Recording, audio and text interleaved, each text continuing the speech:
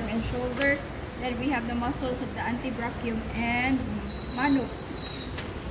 So take note, there's a glossary of the different terms as well as notes after each table. Now we'll start first with the extrinsic muscles. If you can recall, why are these muscles classified as extrinsic?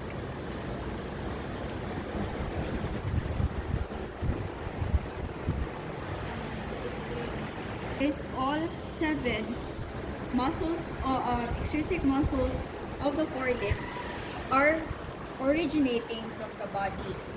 However, their insertion is on the different bones and some muscles in the forelegs. So we'll start first with the trapezius. So the trapezius is over here. So where do you think is the trapezius? So this is the cutaneous tronchi. Underneath the cutaneous tronchi is the latissimus dorsi. No? So Julia is a good specimen. So this is you can come over here. So this is your trapezius. See? That's the trapezius. So the trapezius it has a cervical part. So this is the cervical part of the trapezius. This is the thoracic part.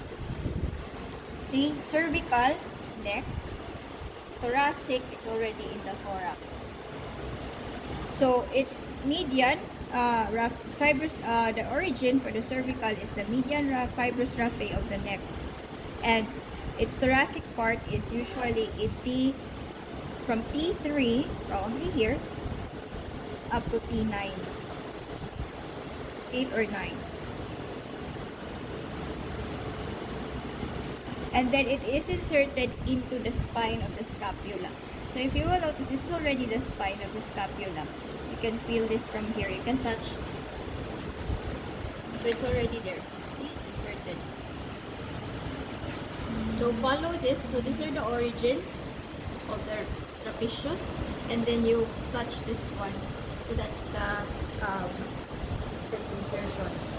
So what it does is it elevates the shoulder and draw it forward or backward. So usually, we'll try to go.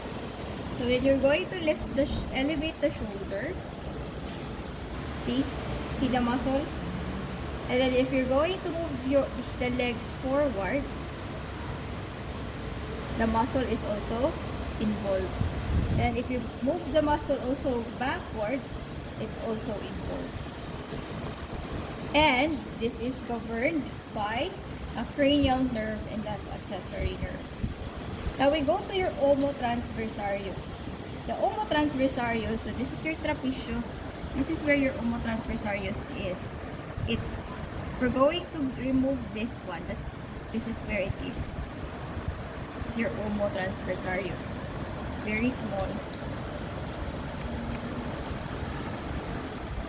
But if we're going to get rid of the other superficial muscles, you can see that it's actually big. So it's here. You can actually see it here. So the omotransversarius, its origin is the wings of the atlas, and it's inserted into the distal part of the scapula. So this is the spine, and this is the distal part of the scapula, probably here. And it draws the limb forward. And it is innervated by 2 nerves, the accessory nerve and the cervical nerve. The brachiocephalicus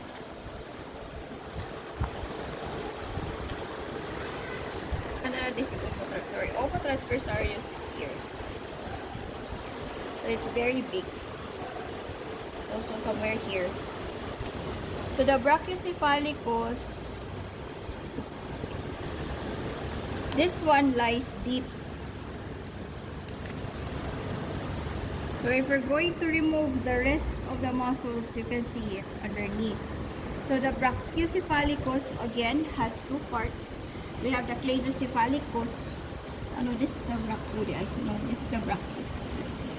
This is your trapezius. This is your brachiocephalicus. Over here. Superficial. So it has the cleidocephalicus. and the cleidobrachialis. So the cleidocephalicus is more or less, by the name itself, cephalic.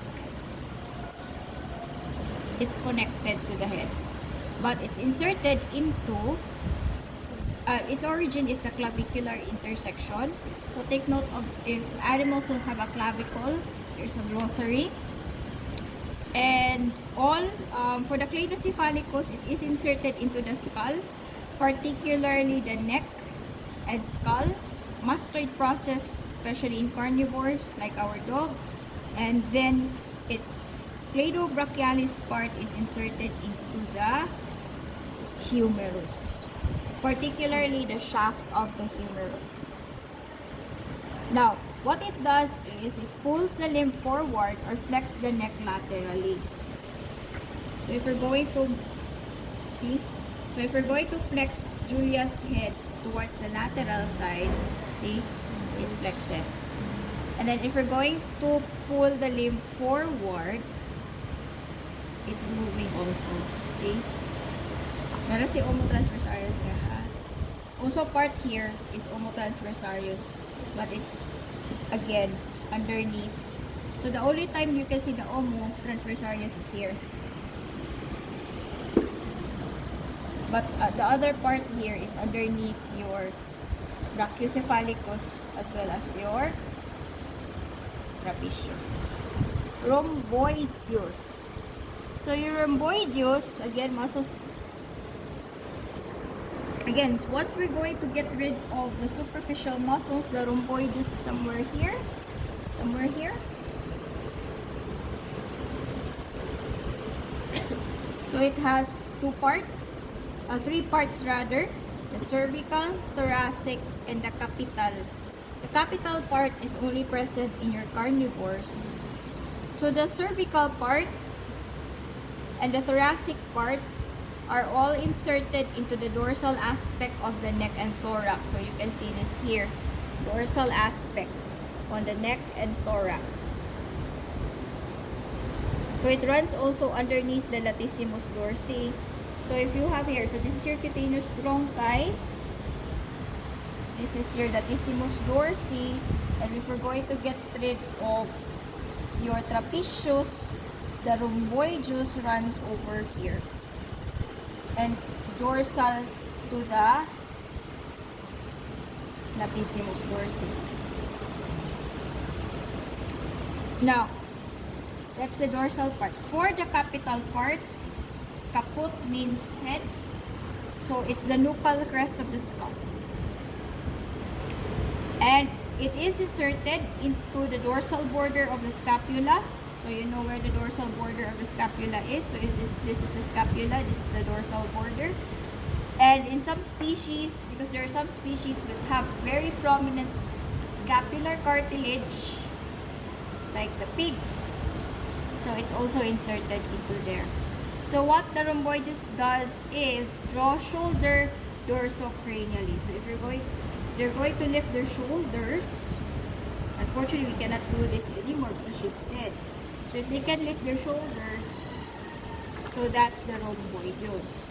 And since this is on the dorsal portion of this the body of the animal, it is innervated by the dorsal branches of the cervical and thoracic spinal nerves. Serratus ventralis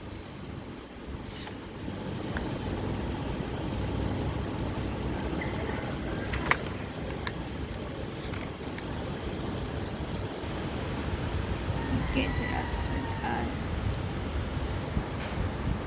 So the serratus ventralis, if you can see it here in my workbook. So once we get rid of the superficial muscles, you can actually see this here. So it's actually, so if we're going to remove again the brachialis, brachiocephalicus, as well as the trapezius, it's somewhere over here, right beside the omotransversarius. That is where you can find the serratus ventralis. So it has a cervical part. Again, cervical, it's neck, and it also has a thoracic. For the cervical part, its origin is the transverse process of C3 up to C7, while its thoracic part, it is on the ribs 7 and 1 to 7 or 8 depending on the species. And it is inserted into the serrated face of the scapula. So this is the cranial border.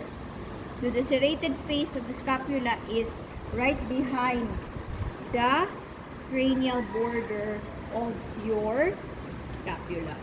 So that's the serrated face, right before the subscapular fossa.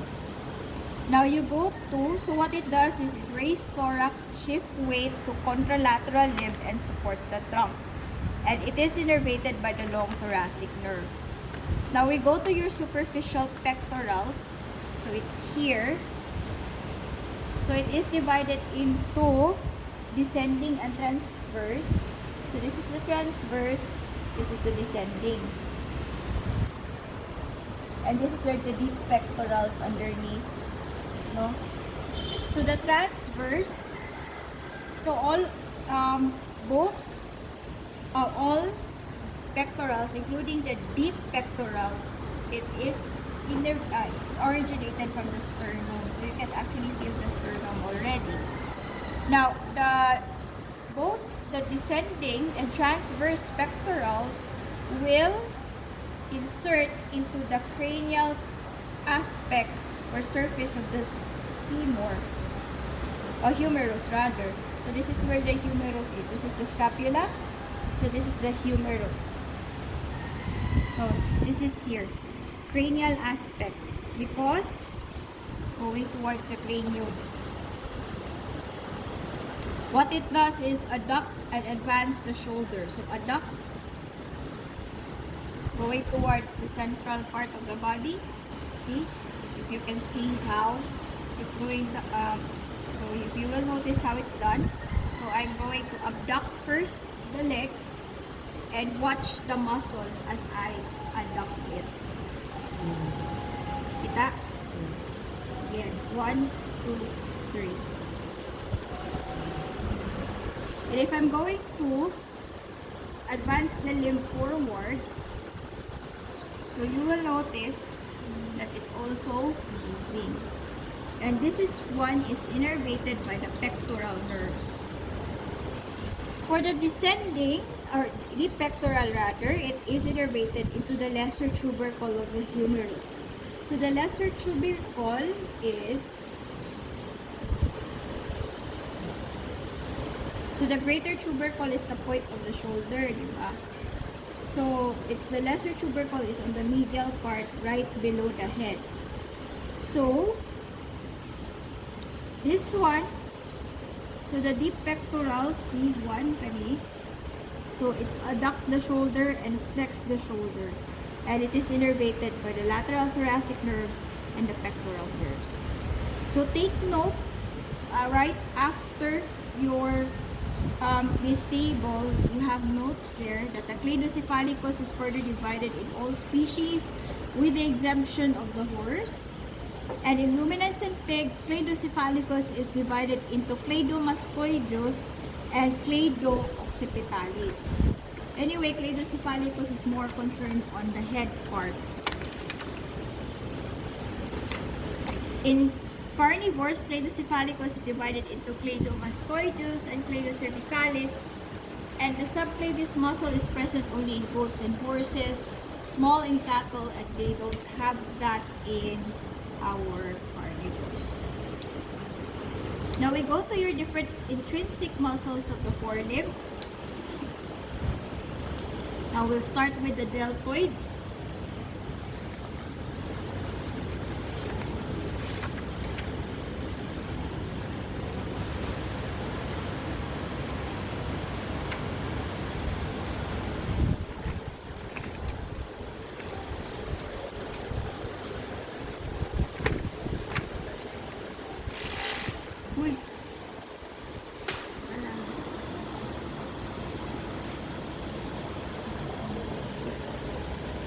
So the deltoids are located, okay, you have here the, so somewhere over here, we have the deltoids.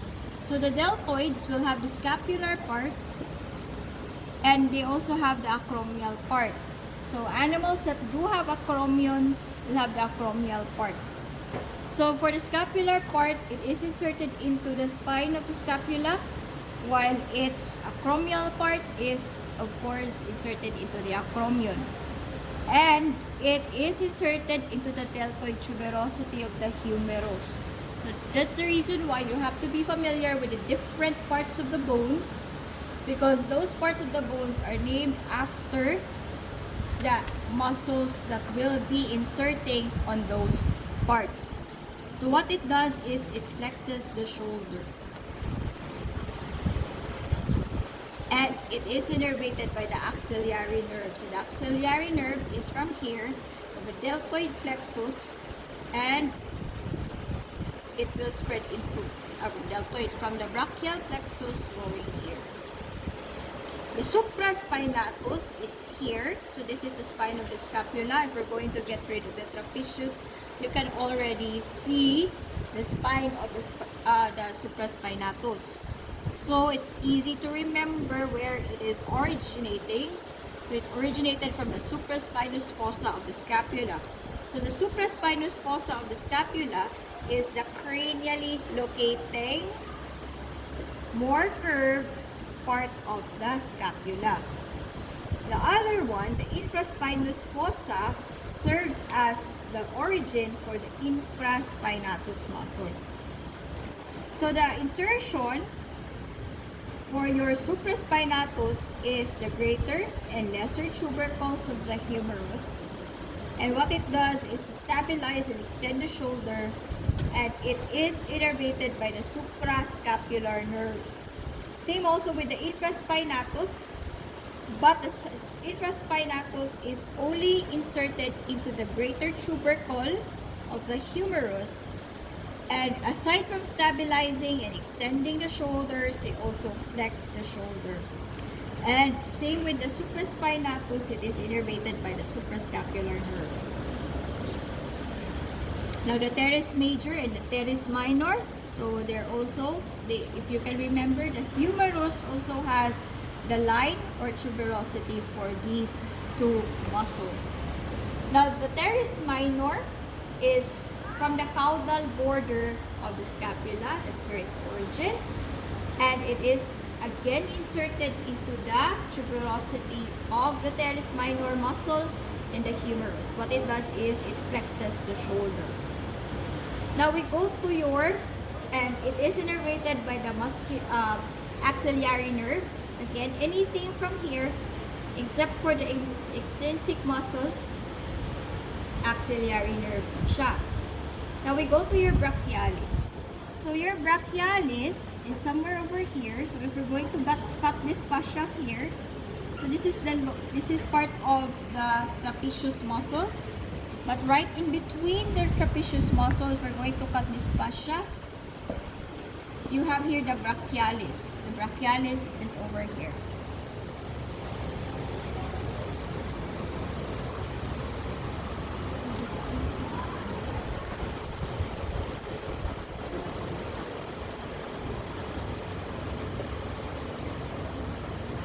Oh no, the brachialis is over here. So this is the one. This is the triceps. So the brachialis is over here. It's a very small muscle. Sorry, it's right here. So what the brachialis does?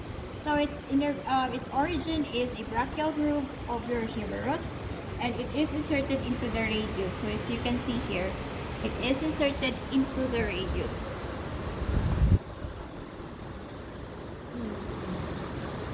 This is the medial view. So it's from here. So it's inserted into the radius. So you can see it here. It's inserted into the radius. And what it does, it flexes the elbow. And it is innervated by the musculocutaneous nerve. Anconeus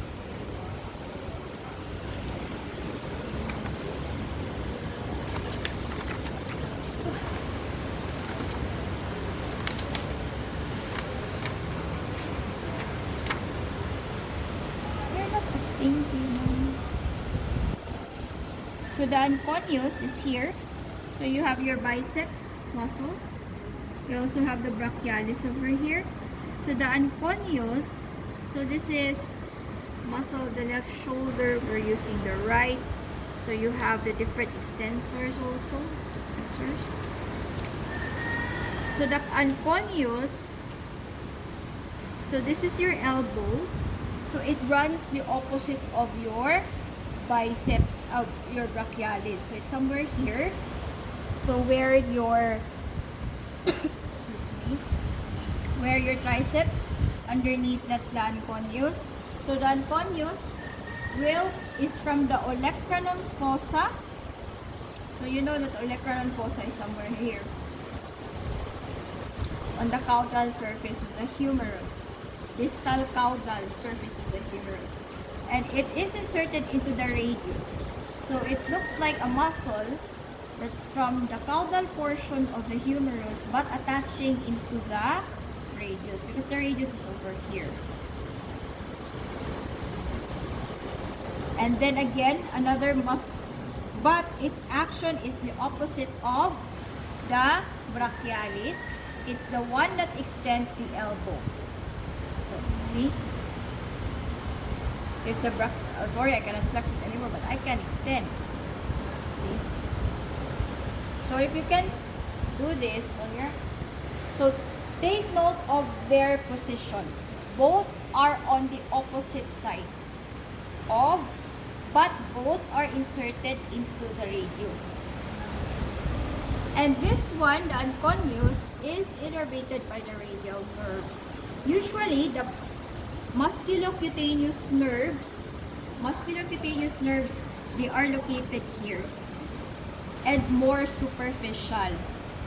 The radial nerve is deeper and usually located deep into the radius, but it will originate from here where the anconeus is.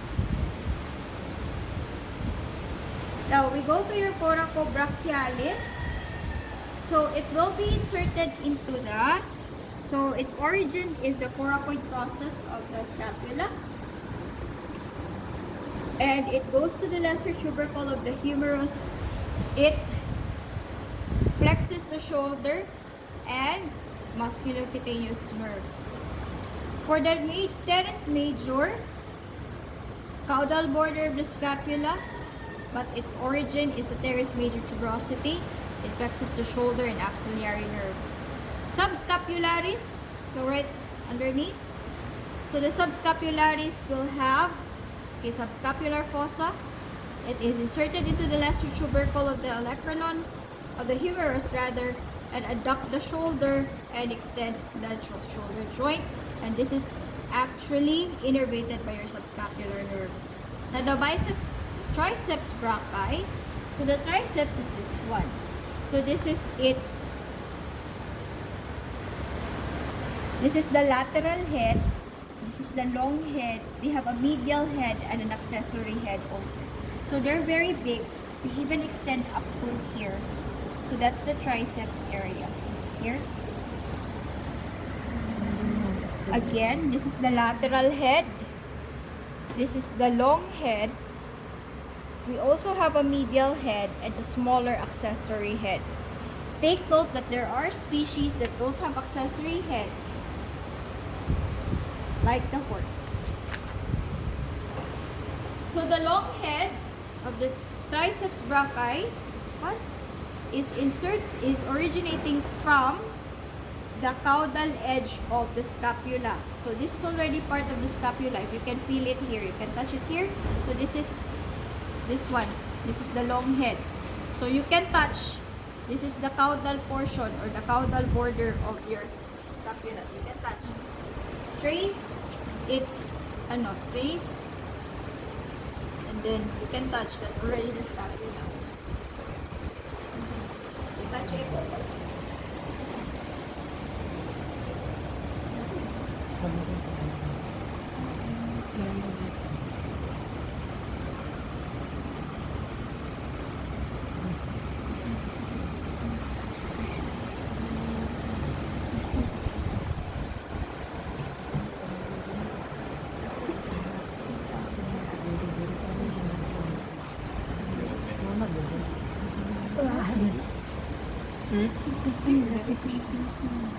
Cutaneous trunci. The flap. That flap is called the cutaneous trunci.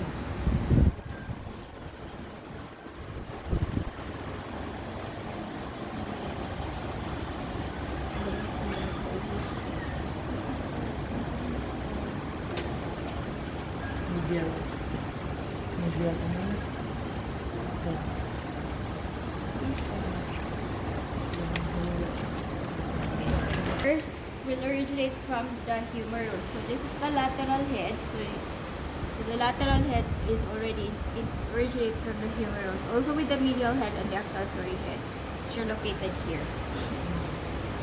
And they will all be inserted into the olecranon. So this is already the olecranon. The point of the elbow. See? It's already here. And what it does is already extend the elbow, and it is innervated by the radial nerve. So the radial nerve will look like this one. So musculocutaneous usually here, and superficial on the cranial portion. The radial is on the caudal portion, and it's already innervating some of the muscles that are found in the humerus. So pakwan siya. Tensor fasciae antebrachii. So this is the latissimus dorsi. So it is innervated by the latissimus dorsi. Tensor fasciae antebrachii. Okay, this so that you can see the muscle. It's here. So if brachialis is over here, so brachialis is here. And then this is the triceps. Anconeus is here. So if you're going to get rid also of these other muscles, you can already see where it is. So this is on the deeper portion. So the tensor fasciae antebrachii, again, is from the latissimus dorsi, and it is inserted into the olecranon and the antebrachium. Antebrachial fossa, And what it does is extends the elbow, and it again it's innervated by the radial nerve. Again, diri musculocutaneous over here, and this part over here, this one over here is the radial nerve. So they take note of the different notes. Some of them might come out. Now we go to your muscles over here. So the extensors,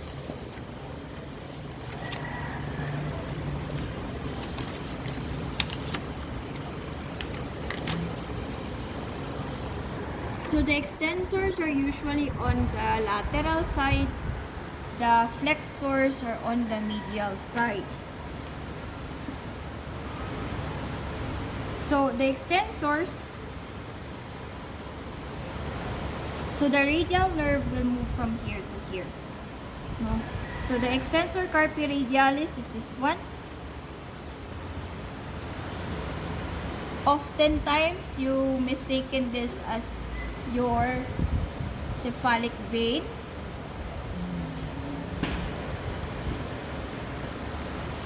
So it starts from the lateral epicondyle of the humerus, and it will go to the metacarpals. So what it does is extends the carpal joints. So what it does is extends the carpal joints and flex the elbow. And it's innervated by the radial nerve. After that, we have the common digital extensor, which is right after this one. So this is the one. So the common digital extensor also has the same origin as the previous muscle, but it is innervated into the dorsal portions of the distal phalanges. So it may be here, starting from here, from the lateral epicondyle, but it will extend up to the digit or the phalanx which bears the claws. And again, it extends the digits, and it's innervated by the radial nerve.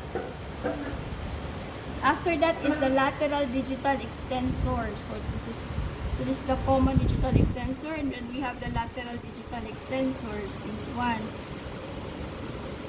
So these guys are originated on or near the lateral epicondylar humerus, and it will insert into the middle phalanx. So the middle phalanx is over here. Extends the digit, and again innervated by the radial nerve.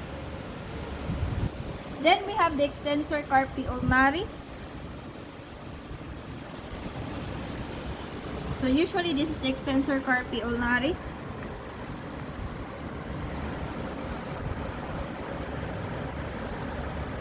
So these guys are the proximal end of the metacarpal number 5, its insertion, and it's flexing the carpal joints. So it may be an extensor, but its action is to flex carpal joints, and again, innervated by the radial nerve.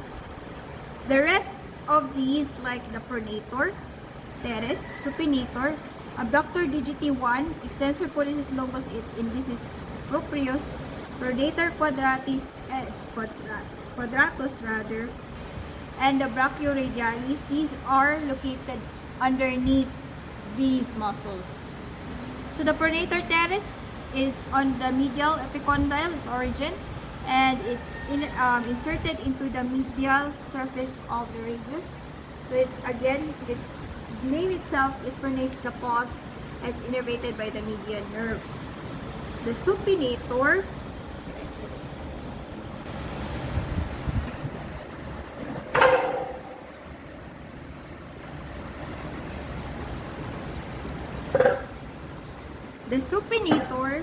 it's on the lateral epicondyle of the humerus. It's inserted into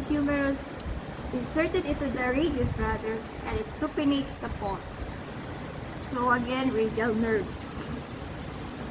Abductor digiti 1, cranial surface of the forearm, proximal metacarpus, and extends the carpus and abduct the carnivore's first digit, which is this one, and radial nerve. Extensor pollicis longus, it indicis proprius, its ulna, its origin, and it is inserted into metacarpal 1 and 2, and extends digit 1 and 2, and radial nerve. Then pronator quadratus,